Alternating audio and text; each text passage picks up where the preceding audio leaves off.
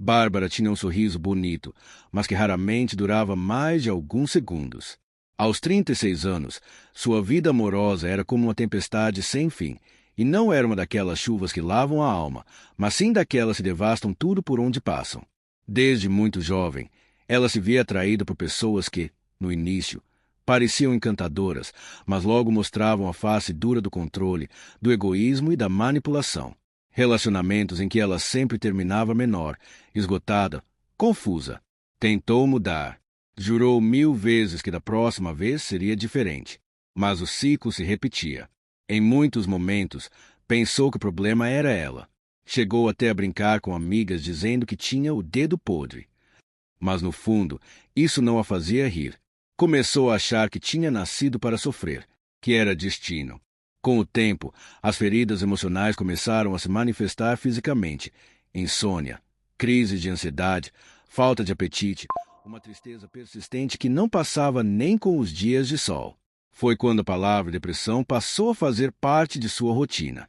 Foi nesse ponto que uma amiga próxima, preocupada com o brilho que já não via mais nos olhos de Bárbara, indicou um terapeuta especializado em TRG, terapia de reprocessamento generativo.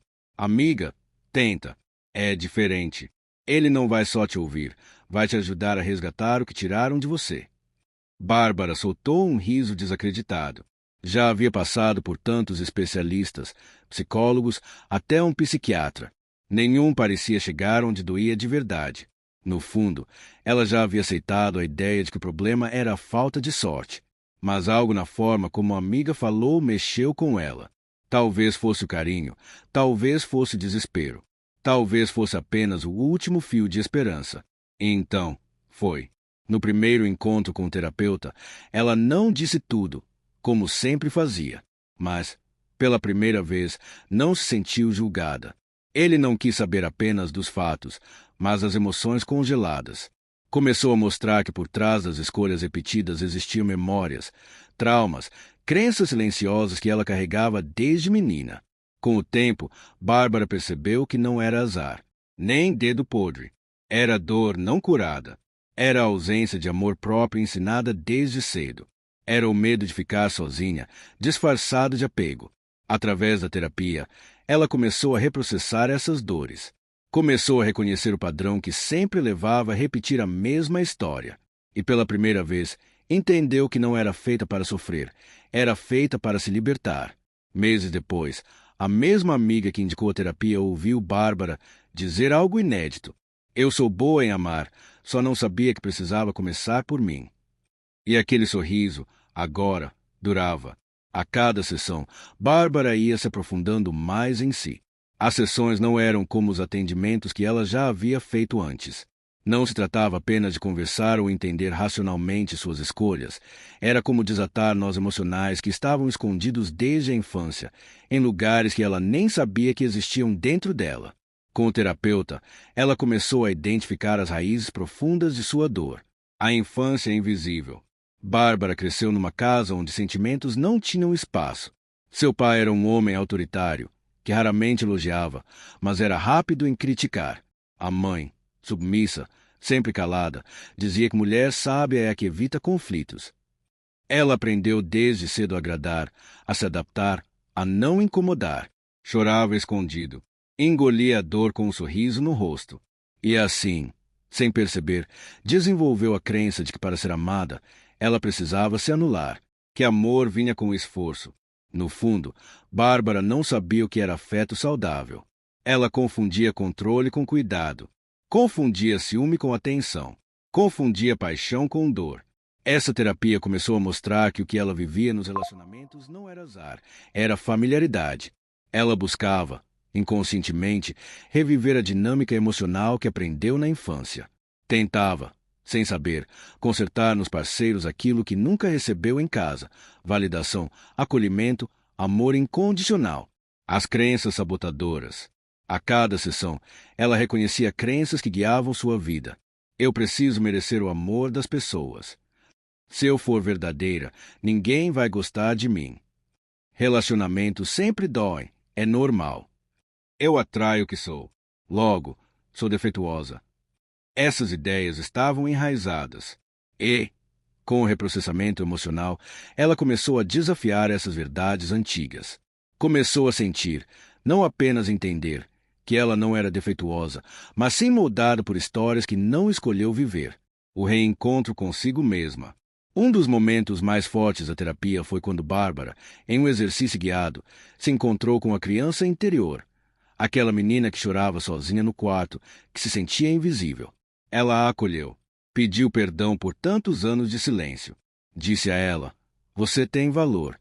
Eu tô aqui." E aquilo não foi só simbólico. Foi visceral. Um ponto de virada. Bárbara começou a se tratar com mais carinho. A dizer não sem culpa. A reconhecer os sinais vermelhos nos primeiros encontros. A parar de tentar salvar os outros. Começou a se dar permissão para ser feliz. E com o tempo, sem pressa, ela descobriu que não precisava de um amor para ser completa. Precisava de paz, de si mesma, de autenticidade. Bárbara descobriu quando amar virou sinônimo de desaparecer. Bárbara tinha 16 anos quando conheceu Rodrigo. Ele era 3 anos mais velho, usava jaqueta de couro, tocava violão e tinha aquele jeito misterioso que fazia todas as meninas suspirarem. Quando ele olhou para ela, no intervalo de aula, Bárbara sentiu que estava sendo vista pela primeira vez. Ele a fazia sentir especial, ao menos no começo. Rodrigo era carismático, intenso, e aos poucos foi ocupando cada espaço da vida dela. No início, eram elogios exagerados, flores, mensagens apaixonadas. Mas logo vieram os primeiros sinais. Ciúme disfarçado de preocupação, críticas sutis disfarçadas de conselhos. Você fica mais bonita sem essa maquiagem. Essa sua amiga não é boa influência. Não gosto quando você posta foto com esse sorriso. Sabe como os caras são. Bárbara, sem referências do que era um relacionamento saudável, achava que aquilo era cuidado. Confundiu controle com proteção. Achava bonito alguém querer tanto ela, ao ponto de não querer dividi-la com o mundo. Logo, ela foi se afastando das amigas. Deixou de participar das aulas de teatro que tanto amava. Parou de ir aos aniversários. Começou a se vestir de forma mais neutra. Rodrigo não precisava gritar. Ele dominava no silêncio, no olhar reprovador, na frieza calculada quando ela desobedecia. Quando ela tentava se impor, ele fazia com que tudo parecesse culpa dela. Você é muito sensível. Se você me amasse de verdade, não me deixaria inseguro. Você me provoca e depois reclama. Foi assim que Bárbara aprendeu a amar pela via da culpa. Começou a acreditar que precisava se encaixar para ser aceita, que amor vinha junto com o sofrimento. Quando finalmente terminou com Rodrigo, aos 18, achou que estava livre. Mas não sabia que tinha levado dele muito mais do que lembranças ruins. Tinha levado marcas emocionais que moldariam todos os relacionamentos dali para frente.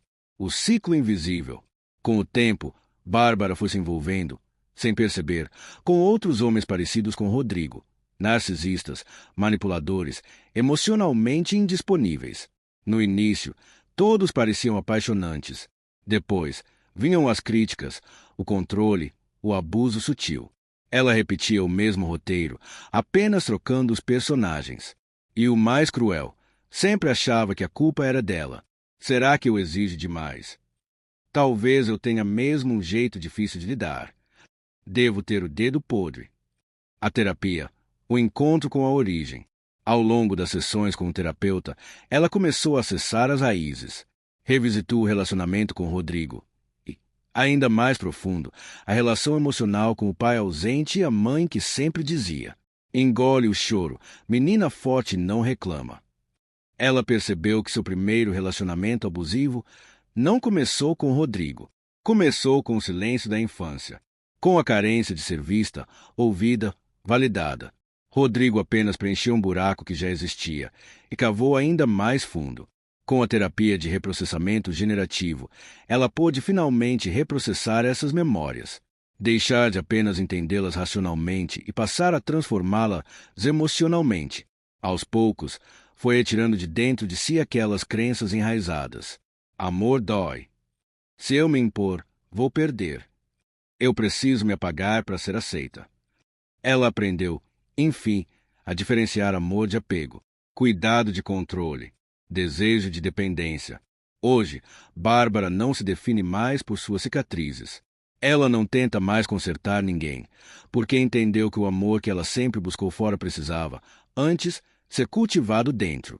E se alguém pergunta como ela saiu daquele ciclo, ela responde com suavidade: eu deixei de tentar entender o que estava errado comigo e comecei a descobrir o que tinha sido ferido.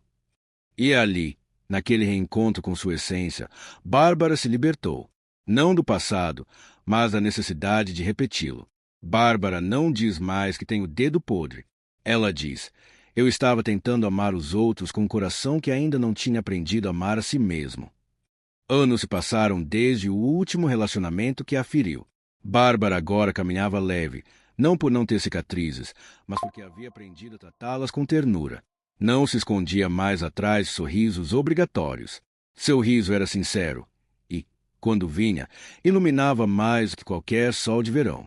Ela não procurava mais por amores intensos, mas sim por conexões verdadeiras. Não fazia mais promessas de se mudar para caber no outro. Agora, ela dançava no ritmo da própria alma, e quem quisesse caminhar ao lado teria que vir com passos gentis. Foi numa tarde comum, num café de bairro, que ela conheceu Miguel. Ele não chegou com promessas. Não a fez sentir borboletas, mas uma paz boa, daquela que a gente só sente quando está em casa. Ele não queria consertá-la. E, diferente de tudo que ela já viveu, não queria ser salvador de nada. Era um homem inteiro, e talvez por isso reconheceu a inteireza dela. Ele ouvia com atenção, tocava com respeito e sorria com os olhos. Nas conversas, não havia jogos. Nos silêncios, não havia medo.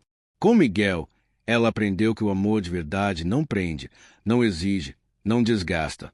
Ele soma, ele acalma, ele floresce. E numa noite de céu limpo, deitados na rede do quintal, ele olhou nos olhos dela e disse: você não foi feita para sofrer, Bárbara. Você foi feita para brilhar, e eu quero estar por perto para ver isso. Ela sorriu, mas dessa vez não por precisar. Sorriu porque estava em paz. E ali, sob as estrelas, Bárbara entendeu o amor que ela buscou a vida inteira. Chegou no exato momento em que ela parou de se abandonar para ser amada.